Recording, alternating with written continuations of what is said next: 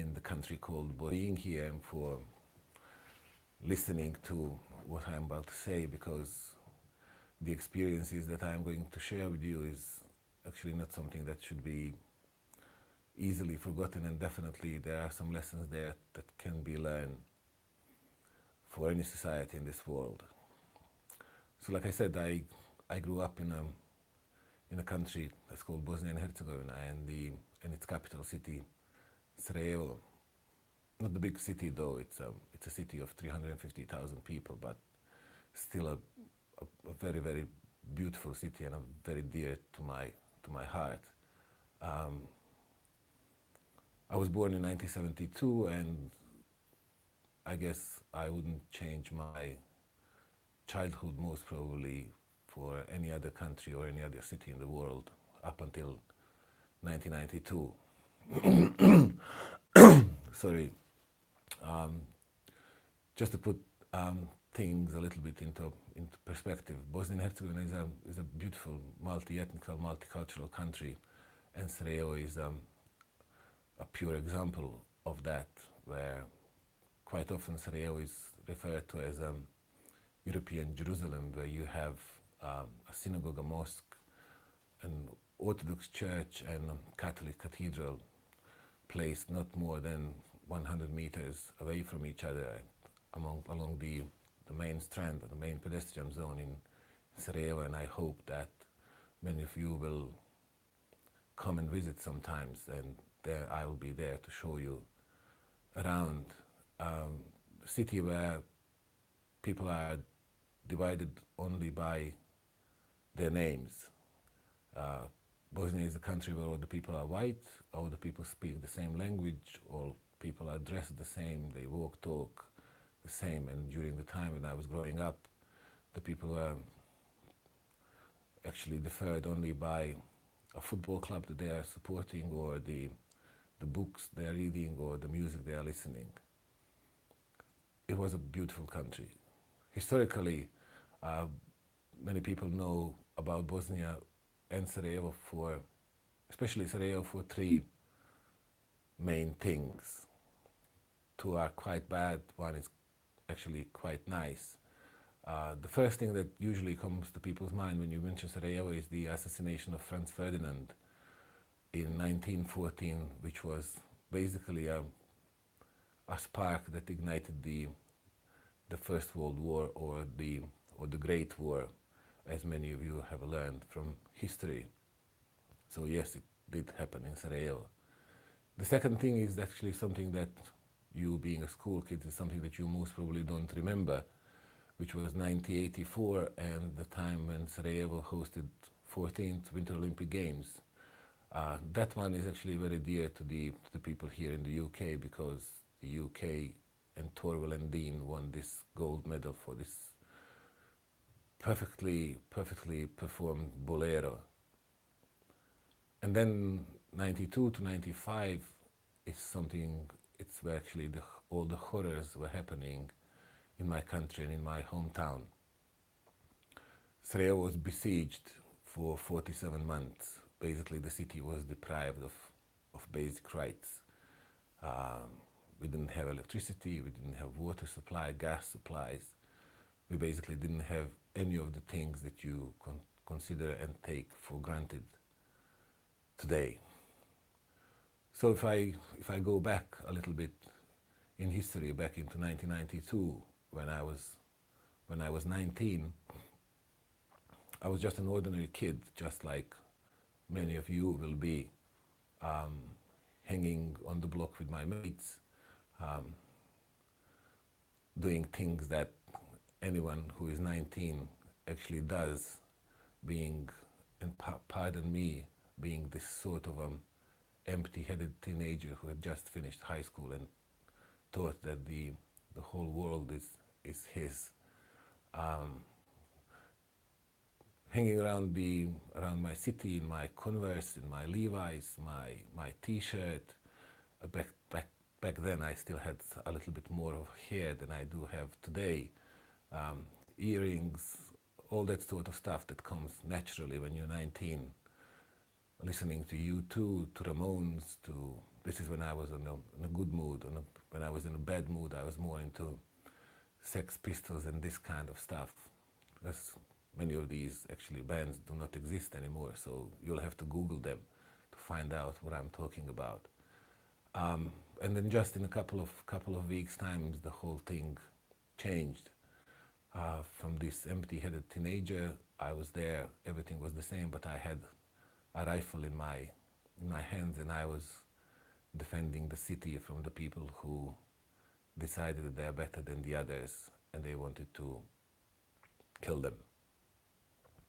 So this is not the story about who is right or who is wrong, and because every side in any conflict, they have their reasons why they are doing something. This is actually the story about what is good and what's not. So it doesn't take long for the people to lose their minds and to start doing things that you would never expect them to be done, especially from the people that you actually grew up with.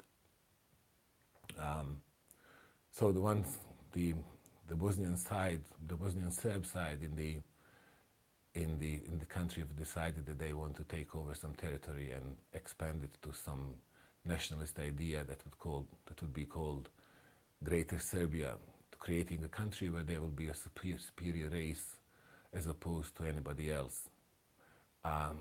It all started with the political rhetorics, with the giving names to the other people. Pretty much many of the things that you're actually seeing happening today in the world. So just to give you an example, Bosnia is a country where three constitutive people are living. We have Bosnian Muslims, we have Bosnian Orthodox, which is Serbs, and we have Bosnian Catholics, which is Croats. So to wind people's minds, the leadership of the Bosnian Serbs have started dividing people to us and them. Us being the Bosnian Serbs, superiors, as opposed to the others. And this is how it all unwinds. This is how it all starts, by dividing societies to us and them. And then the leadership of the Bosnian Serbs, which luckily many of them have actually served their sentences in the International Crime Tribunal in The Hague, she started giving names to the others and openly threatening that they'll do certain things. But nobody actually believed that something like that could happen in Bosnia, because Bosnia, throughout centuries, was such a beautiful, multicultural society. It was the pure example of coexistence and understanding between the people. But like I said, it doesn't take long. So, and the names that were given, the speech, the hate speech that was used was just beyond people's perception. For instance, Biljana Plavšić, who was one of the leaders of the Bosnian Serbs, was giving, and I'll try to quote, she called the Bosnian Muslims a genetical waste of a pure Serbian race, and who are to be exterminated or brought to a reasonable number. So this is basically, you are giving to your followers a license to kill those people who are different than others from you. So people in Bosnia become quite afraid that there is a huge possibility of war, and they started protesting. The big protest happened on the 6th of April 1992, when more than 40,000 people gathered in the main street of Sarajevo, demanding politicians to return to the parliament and try and find the normal way of the resolution of these conflicts. But it was unfortunately too late. The war machinery was on the go, and basically the 6th of April marks the beginning of war in Sarajevo and the beginning of the longest siege of one city in the history of modern warfare, where Sarajevo as a capital city, was kept under the full siege for more than 47 months. To describe the siege, it is quite impossible in such a short period of time that we have actually here now. But I'll try to be very brief, and by saying that if you can imagine that somebody takes away from you all the things that you take for granted in your life, such as electricity, such as water supplies in your flat, such as gas supplies in your houses, such as food, and on top of that, they start bombarding you on a daily basis, killing people by snipers, killing people by all possible means that you can possibly imagine. And this would last for 47 months. At that moment, I already joined the Bosnian army because I considered that was the only normal thing to do, because my town, my city, my hood, my parents, my home was basically attacked by some savages from the hills. And I truly believe that this is not going to last for so long as it did. So the war started, I've joined the army, and that was my basically first encounter with the weapon at all. Like I said, I was 19 and didn't have any military experience. The only military experience that I've had by that time was actually the Hollywood blockbusters, seeing Rambo 1, 2, 3, 4, 5, seeing the movies Terminator, Platoon. And I can tell you that the movies have nothing to do with the reality of war. The war should never be an option for any resolution of any conflict in the world. So there I was with the AK-47 in my hands, just the very same stupid, empty-headed teenager. Only this time I was with the rifle and defending my own city. From that moment on, the life would totally change. Obviously,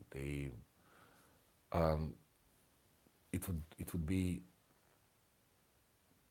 very hard to explain all the things that were actually happening throughout this time. But I'll try and kind of bring it closer to you so you can possibly understand what the war is and what the war brings with it.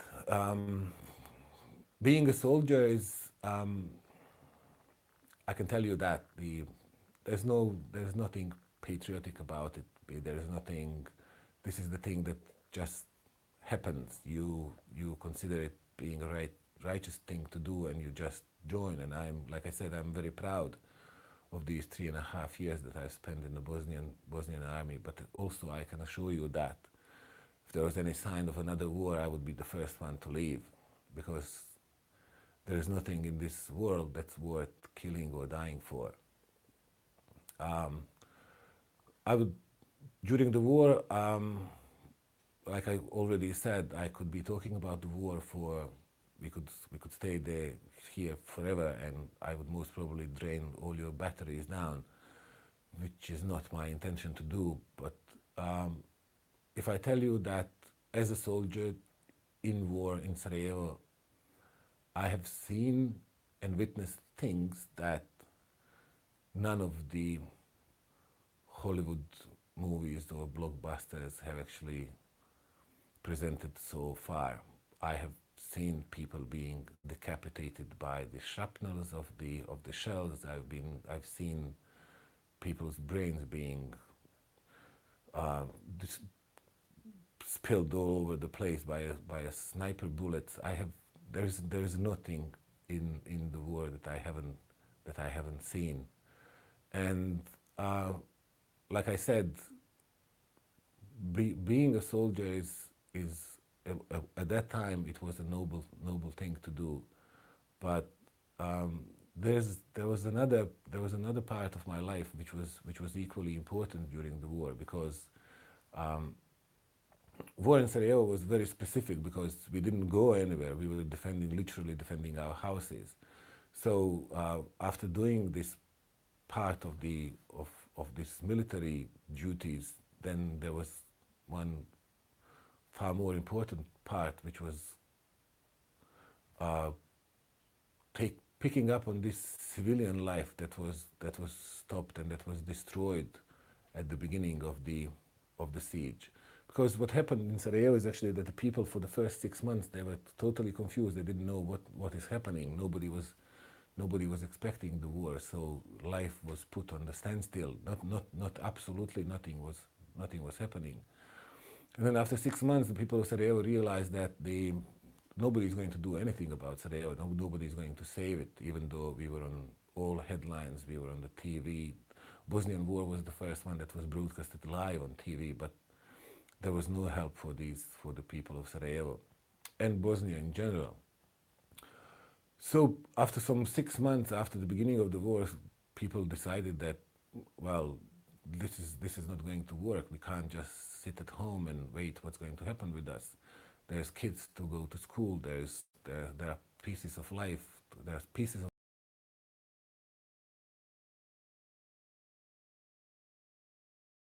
stubbornness of Sarajevans actually came to light.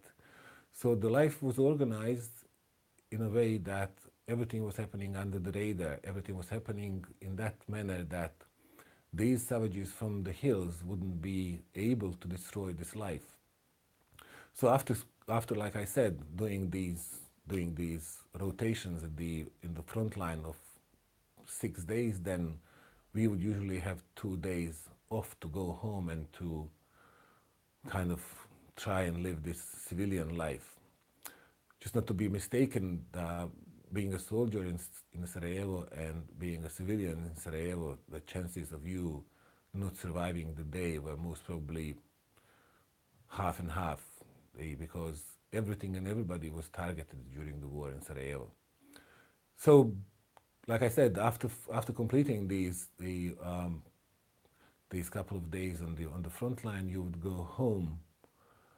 But going home would mean that now you have to, in a certain way, provide for your family, because, like I said, we didn't have anything. We didn't have water. We didn't have electricity. We had nothing. Basically, we were living like the cavemen. So, three main tasks that I had after completing these military duties was to find some water so my parents wouldn't have to go, to find some heating materials that, again, my parents wouldn't have to go out and expose themselves, and finding food, which was extremely difficult because Sarajevo was the city that was living off humanitarian aid that was distributed by the aid of the United Nations. So how do you find the water in the city that is totally disconnected from the rest of the world and basically disconnected from the main water supplies, because the people who are besieging the city are actually the ones who are controlling the flow of water into the city? Well, due to the fact that so many buildings were destroyed in Sarajevo, there was occasionally the water would just appear in some of the basement of some building, and this rumor would spread so quickly that the people would go and arm themselves with buckets, canisters, and everything just to go get that water and bring it back home. So I was I was rich at that time, and the richness was measured in the canisters that you have at home. So and how many times you have to go and get water to your flat.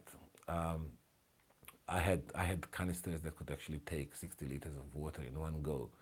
So when the water would appear, this rumor would spread quite quickly, and then you would see people herding, storming towards this place like the animals that you can see today on the National Geography channel going towards the water spring. And mind you, this is usually the best actually situation for these maniacs from the hill to fire a couple of shells, fire a couple of grenades, and kill those people who are waiting in line for water. So just for example, so you think in the morning when you brush your teeth or have a shower, to fill out the bathtub in your bathrooms, it takes approximately 160 to 180 liters of water, and I would have to go 3 times to get water to fill everything in my house, so my mom and my dad would be safe when I'm not home, when I'm on the front line, that they don't need to go and expose themselves to get this water. And then heating was also quite a weird thing to do, because how do you heat yourself when there is no electricity, there is no gas, nothing? We all had to go to some sort of an alternative ways of heating. And mind you, I grew up in the apartment building which was on the 6th floor. We needed to cook, we needed to boil water, and how do you do that? So basically, at the beginning of the war, we were cooking on an open fire. And imagine you cooking in your flat on an open fire, because you have no other options but that. Later on, my father and I, we built some sort of a stove, which was a very funny creature. If you would seen it, you would most probably never knew what it was.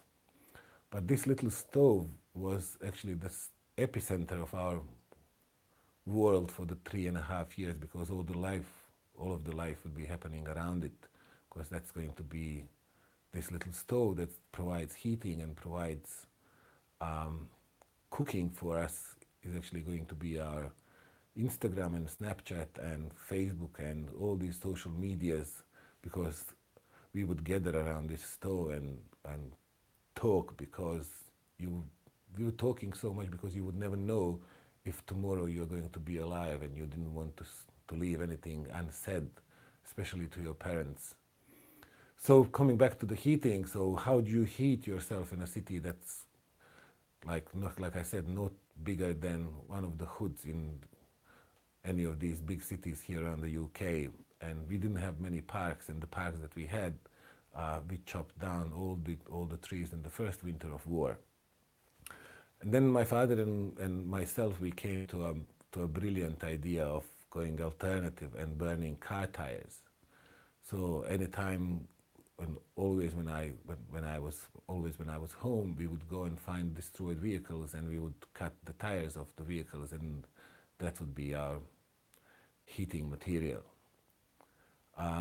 And then the third thing and the most important thing was food. Because, like I said, living on a humanitarian aid definitely wasn't enough on many of the occasions, and to find an extra food in a city that is disconnected from the world was an extremely difficult task. But every now and then I had a little trick of mine which I was using to provide some extra food for my family. Like I said, the Sarajevo was running on a basic minimum, and the hospitals didn't have enough electricity. They didn't have electricity to run their refrigerators, and due to the amount of people who were wounded and injured and killed in Sarajevo, they were in constant need for fresh blood supplies. So and they were constantly appealing for the people to donate blood.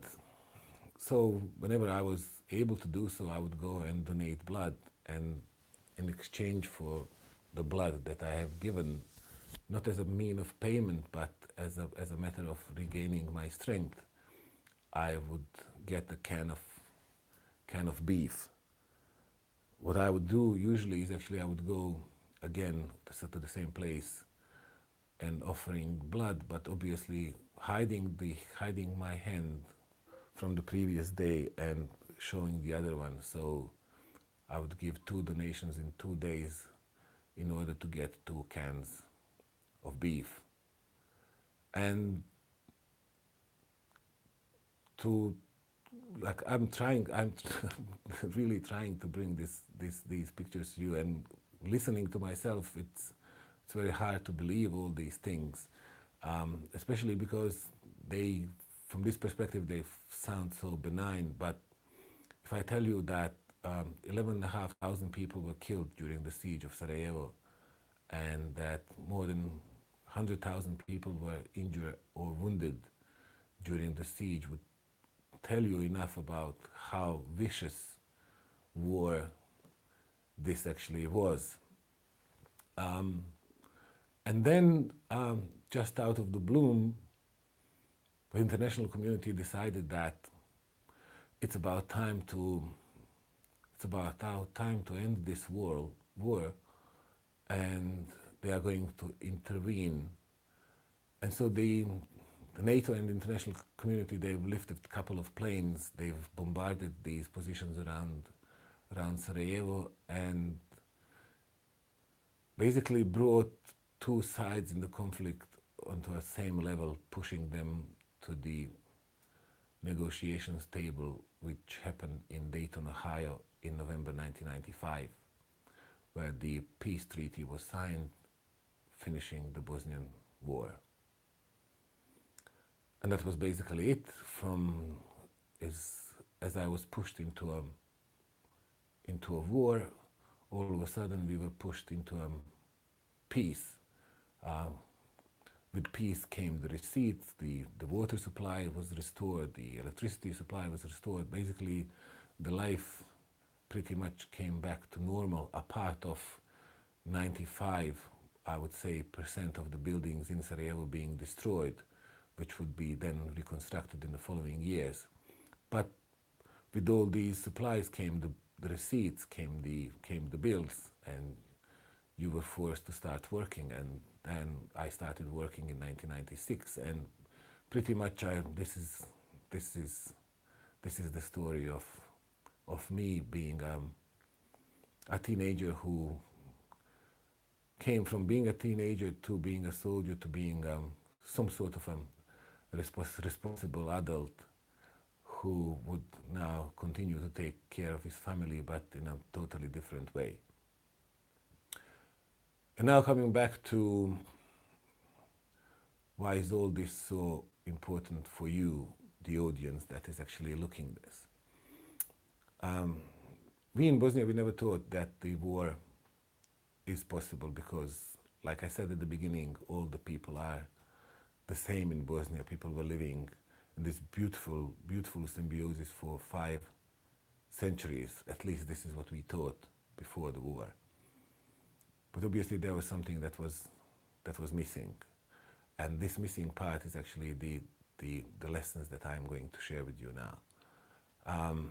For centuries we were living next to each other. And we thought that being kind, like saying hi and bye, and sharing Eid or Christmas or Easter or Hanukkah or whatever, is actually something that makes society good. Well, living next to each other is not definitely good enough, because if you think about it now, how much do you really know about the first door neighbor that's living next to your house? Do you really know his joys? Do you really know his fears? Do you know at all what is it actually that this person might be thinking of you? But still bearing in mind that in case of emergency or if anything goes wrong, these are the first doors actually that you are going to knock, looking for help. It's not going to be your auntie, it's not going to be your uncle that might be living in Manchester or Sheffield or Plymouth, which might be miles and miles away. It is going to be your first door neighbor. And then just ask yourself, how much do you know about them? Because not knowing about each other leaves a space for prejudice.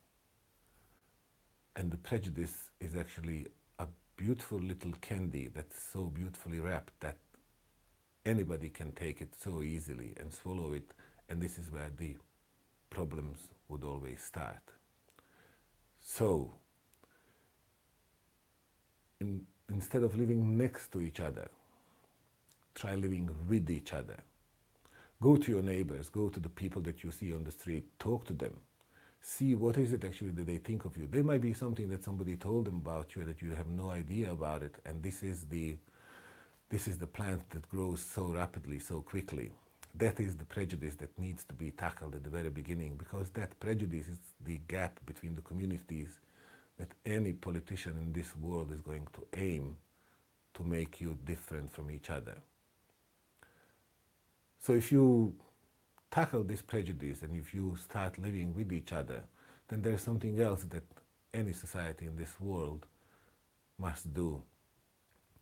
I've been quite often asked if I hate these people who were kept me under siege for 47 months, and I can swear to you that I don't, because like I said at the very beginning, everybody in this world has its reasons. Why is it that they do so and so?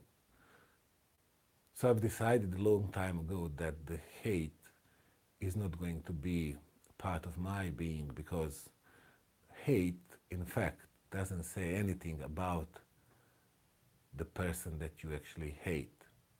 The hate speaks only about you. It's your weakness to accept something that might be different than you are. So, and for the hate, to hate someone, you have to put so much effort into it. So like I said, I have decided that the hate is not going to be a part of my being, and instead of hating somebody, I think the liking somebody is far better option. Love is such a beautiful emotion to work on and to work with. So, and it's so easy.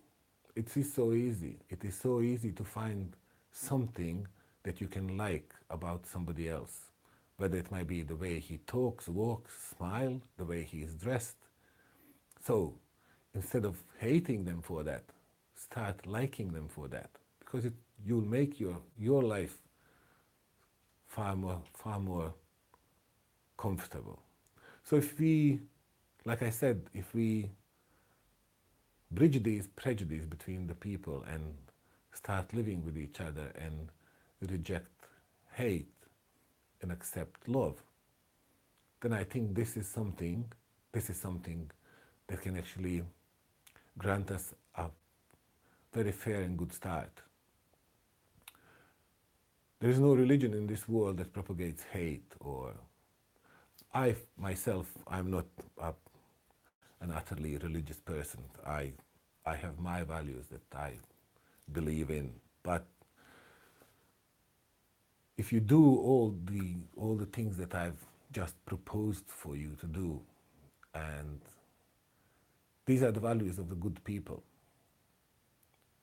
and if we all start being good people, then I believe we have a chance to initiate and start creating a better life for possibly not me, because I'm getting into some other age, but you will be creating it for yourself.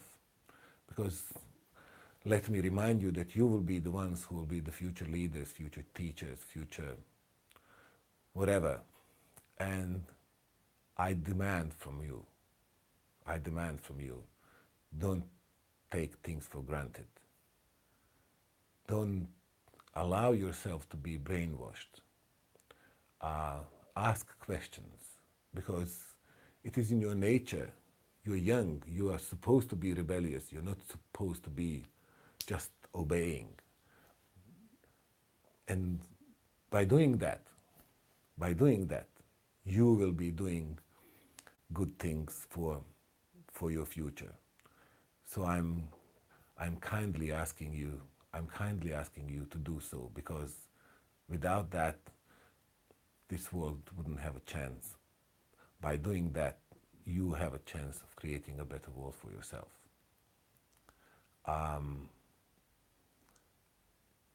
Try it today.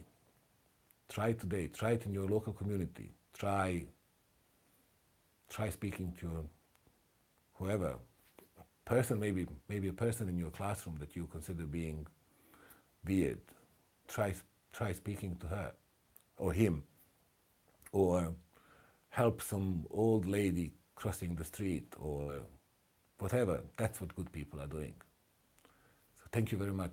I hope I haven't disappointed you, and I hope that I wasn't too awkward by looking into this camera rather than looking at all your faces. So once again, thank you.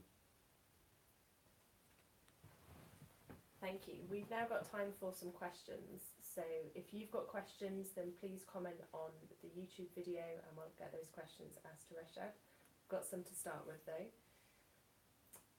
How do you think a society can protect itself from hatred? Well, I think I believe I was quite open and clear about how the society can help themselves from hatred. It's actually the easiest thing is actually to sit down and wait for somebody else to sort out your problems, and then you can blame society. But the society is not going to change itself just like that. You need to do something to change things around you. And there is a beautiful saying by Edmund Burke that the evil things happen when the good people decide not to do it, or good people decide to do nothing. So if we are good people, we will start doing something. So like I said, start from your classrooms. The things are not going to change overnight. You are the ones who need to start and initiate things to be changed. So by becoming just an ordinary good people, the universal values of being good, this is how any society in the world can actually prevent itself of being poisoned by the hatred. Do you think that division still exists between ethnic groups in Bosnia today? Oh, I don't think I am. Bosnia is today, unfortunately, ethnically, absolutely divided country, and this Bosnia today is certainly not the Bosnia that I was hoping to see after the war. But the consequences of the war in Bosnia and Herzegovina today are actually three almost to the point ethnically divided entities within Bosnia itself. So, yeah, the result of war in Bosnia and Herzegovina is almost the creation of three ethnically clean territories.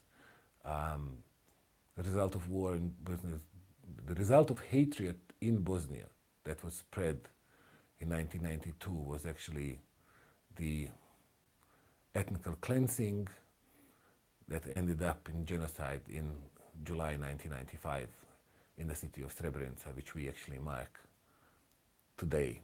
So something that started in 1992 by Serbian militia and Serbian nationalists attacking the cities of Bijeljina, Zvornik, Visegrad, siege of Sarajevo, the murders and slaughters in Prijedor, have seen its culmination in the city of Srebrenica on 11th of July 1995. Srebrenica was only a final act of genocide that took place in Bosnia and Herzegovina, where 8,372 men and boys were killed in a cold blood, and only, like I said, only because of their names. If they were having different names, they wouldn't be killed. The fact that they had the Muslim names was their only guilt, and it was their sentence to die. So as a result of that, today in Bosnia we have a pretty much ethnically divided country, unfortunately. How do young people in Bosnia view the war today? As a result of these ethnical divisions, and as a result of Dayton Peace Agreement and the country Bosnia today is, there are so many things that are actually missing in Bosnia and Herzegovina. And one of the things that is missing is actually a common seeing of the events that took place from 92 to 95. Bosnia doesn't have a common history for this period of time, so the history is left to be taught at homes rather than at schools. And this is the worst possible thing that could have actually happened, because today in Bosnia we have people who are convicted as war criminals are being celebrated as war heroes in their societies. Kids are being taught very strange and very different things about the war in Bosnia-Herzegovina. So the history of Bosnia-Herzegovina from 92 to 95 was left as a narrative to their families, which is the most dangerous thing that could have actually ever happened. So the history and the situation in Bosnia-Herzegovina is viewed in a three totally different ways. The number of the ethnical groups that we have, everybody has its own history. This year's theme for Srebrenica Memorial Day is acts of courage. What acts of courage stood out to you during your time in Sarajevo? What acts of courage did I have to do? Or that you observed, or that stood out to you? Oh, but there was. I think the being in Sarajevo was the act of courage itself, and I'm definitely not talking about myself. I'm talking about all the people who remained living in Sarajevo during the siege. Just as an example, Sarajevo is a city that is 8 kilometers long and 1.5 kilometers in width. So like I said, it's a very, very small city surrounded by mountains and hills, which made these people who were besieging it so easy to keep it under the siege for such a long period of time. During the siege of Sarajevo, the average number of shells hitting the city was 332 per day. So you can imagine that there wasn't an inch of the city that wasn't hit by a shell. So in my personal and humble view, the women of Sarajevo were the true heroes, and every day that they actually spent in Sarajevo was the act of courage by itself, by making food out of nothing, keeping their men, their sons clean, mourning after them when they leave, waiting them to come back home after being on the front line, and so many other things. So we're talking about the acts of courage itself, then you're talking about the people like General Jovan Divjak, who stood up to who is a Bosnian Serb, also, even though he likes to be called himself Bosnian rather than anything else. He by default was supposed to join the nationalist side, but he had decided that this is not the side that he wants to observe or follow. So his act of courage was actually to take back to his own people and to join Bosnians in fighting for the righteous cause. So, like I said, it would be almost impossible to count and give examples of all the courageous acts. My friend who I spent the whole war with, also another Bosnian Serb who left his mother and came to fight in the Bosnian side.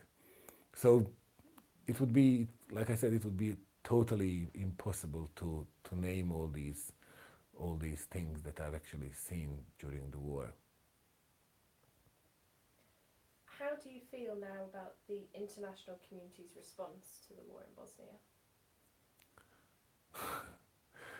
If I can call it a response at all. The international community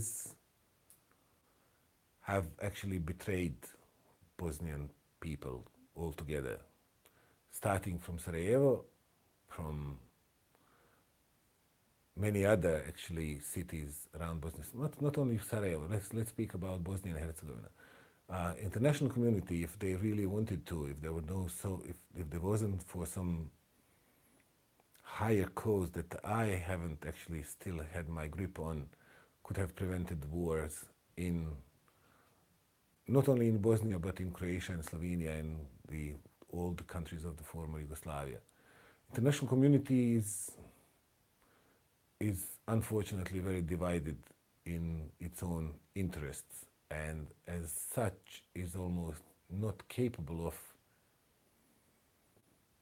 reacting. And we've seen these examples not only in Bosnia, but we've seen these examples all around the world.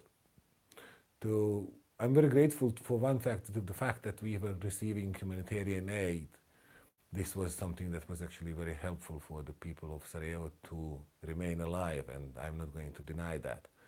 But there was so many other things that the international community could have done back then, and there's so many things that the international community could do even today to create Bosnia-Herzegovina a normal functioning country, but they're still failing to do so. So if there was a difficult question for me today, then this question for sure is. So the international community is as effective as they want to be, and this is the best answer that I can actually give to you. Do you think that people in the UK are too complacent about cohesion in their communities and need to do more to protect it? I actually forgot to say this, but I usually say it when I speak to the people here in the UK, that I'm actually madly in love with this country, and that if there is a country to live, if I was to choose the country where to live, this would certainly be the UK, because I see a UK as like a beautiful meadow full of flowers of different shapes, forms, and colors. But then imagine for a second that the red colors on this meadow decide to be better than the others, and they start just spreading poisonous thoughts against them.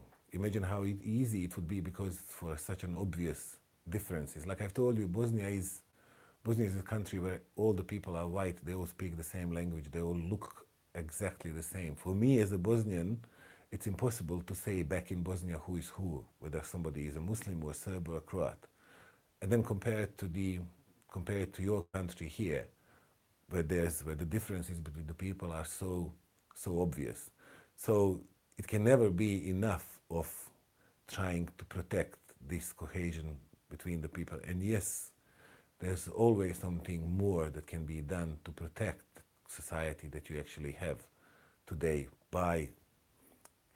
Try with your own example, try with your mates, try with your mates from the classroom, then just start doing it. Don't wait for somebody else and doing it for you, because it won't, especially it won't be done by the older people. So you need to be the ones who will now initiate and start building better society for you when you are 20 or 25. So there's always more that can be done. It's never enough. In regards to the safe areas in eastern Bosnia, how much do you think the UN has to share the blame of the failure for protecting them? Well, the blame definitely needs to be shared. The blame definitely needs to be shared. It would be, well, the UN is actually the one who is responsible for that. And it goes without saying that the UN should be definitely found guilty for not protecting the people in the eastern Bosnia. Why did they do that? So the people usually put all the blame to the Dutch battalion that was in Srebrenica that actually failed to protect these people. And I think that is totally unfair to say that the Dutch battalion is solely responsible for the things in Srebrenica. Yes, of course, they were there. They were supposed to be the ones who will be the first one to respond to the attack of the Bosnian Serbs against the enclave. But then it definitely there is this chain of command that was broken somewhere along the road, and the failure was a result of genocide in Srebrenica. So the United Nations are certainly the ones as a whole, as a mission, as an organization, to be found responsible for the failure of the protection of the safe haven or the safe areas in the eastern Bosnia.